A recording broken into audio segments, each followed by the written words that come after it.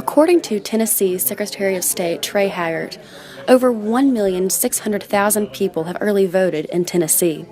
But many millennials aren't participating in the election process this presidential cycle. Antonia Buffalino is one of these millennials who dislikes both candidates and is choosing not to vote.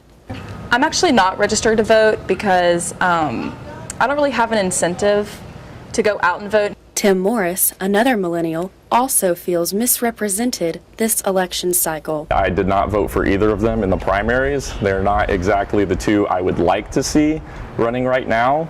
UT held several voter registration drives leading up to early voting. However, many students, like Lucas Panzica, did not see a reason to even register. Even if I did register to vote, I probably still wouldn't, because I just can't in good conscience vote for one of these candidates. One problem many millennials have is the logistics of getting to a voting site.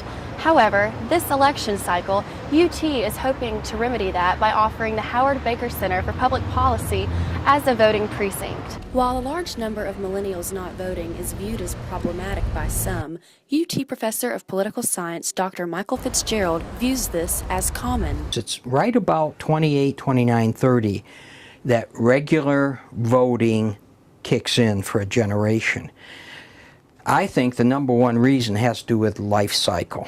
For Dr. Fitzgerald, one of the biggest reasons why millennials aren't voting is because Democratic nominee Hillary Clinton and Republican nominee Donald Trump are not resonating with millennials. This election is catching the United States at in a transition. The kinds of concerns and the way these candidates and their supporters talk to millennials, conceive of millennials as very patronizing, and further oriented to the concerns of much older generations of Americans. With this election tracking to have one of the highest voting participation rates in American history, some millennials are going to the polls. I think there is one that is far better than the other, and so that is who I cast my vote for. For UT Today, this is Meredith Maroney.